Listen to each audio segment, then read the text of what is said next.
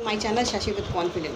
आज एक बहुत ही सीरियस टॉपिक आपके सामने लेकर आई हूँ, जो कि जिसका दर्द बयां करते हुए मुझे भी दर्द हो रहा है। मैं गंगा हूँ। आप लोग मुझे माँ गंगा के नाम से बुलाते हैं।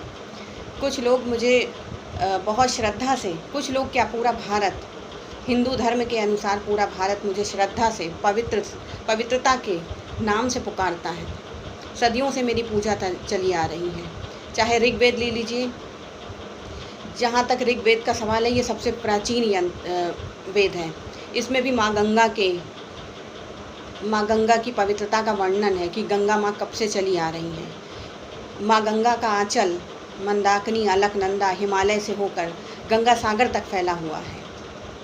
लेकिन कुछ लोग इसमें सड़े हुए फूल, नारियल, बहुत सी ऐसी चीज़ें डाल रही थी जिससे गंगा माँ प्रदूषित हो रही थी।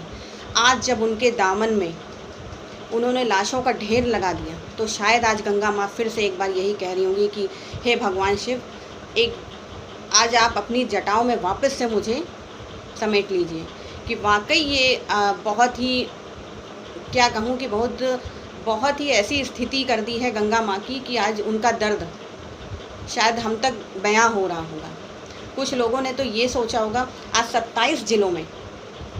27 यूपी के 27 जिलों में इतनी लाशें पाई गई हैं गंगा के किनारे।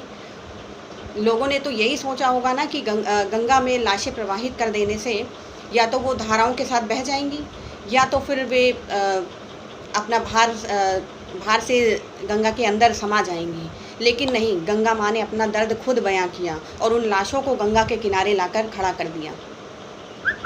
आप खुद देखिए, जो लोगों ने, मेरे पास है कन्नौज में 350 से भी ज़्यादा लाशें गंगा के किनारे बरामद हुई हैं, जो लाशें जल नहीं पा रही हैं। कुछ लोग तो ये कर रहे हैं कि लाशों को लकड़ियों पे लगाकर रखकर आग जलाकर तुरंत वहाँ से निकल ले रहे हैं, चाहे पूरी तरह से वो लाशें, वो शव जले हों या ना जले हों। उन्होंने पूरी तरह से उन लाशों को जलता हुआ देखा भी नहीं।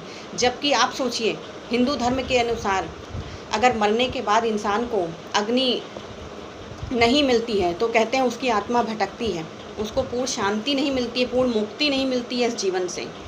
क्या ऐसा करना चाहिए? हिंदू धर्म के अनुसार जो लोग ये कर रहे हैं, क्या वे पाप के भागी नहीं बन रहे हैं?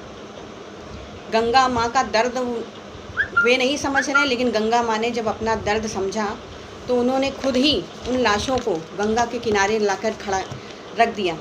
कितनी लाशें मिल रही हैं। गंगा तो प्रदूषित हो रही है, आसपास का माहौल भी खराब हो रहा है।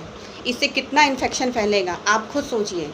जो लाशें जल नहीं पा रही हैं, जानवर उन्हें नोच कर शहर के, गांव के, मोहल्ले के अंदर ले जा रहे हैं, जिससे कि महामारी और बढ़ रही है और कई तरह के इन्फेक्शन बढ़ रहे हैं, जिससे लोग इस तरह की बीमारियों से मर रहे हैं।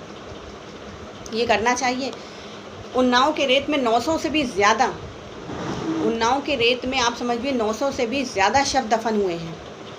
ये आंकड़े कह रहे हैं गाजीपुर में 280। मतलब मेरे पास तो ये आंकड़े ऐसे हैं कि इन पे विश्वास करना मुश्किल है कि क्या बिल्कुल यही चीज़ें हैं, कि इससे ज़्यादा भी हैं। तो आप सोचिए क्या हाल होगा।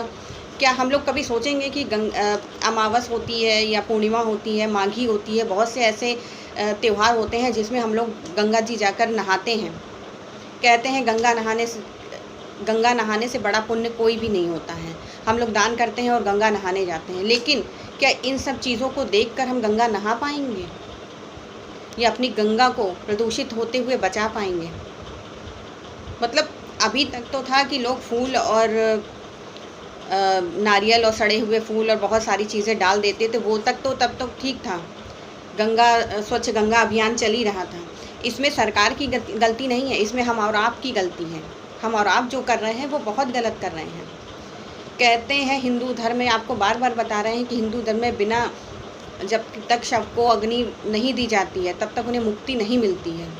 और जिस तरह से लोग शव को गंगा में या फिर गंगा के किनारे दफन करके जा रहे हैं, ये किस तरह का पाप कर रहे हैं वे खुद नहीं समझ रहे हैं।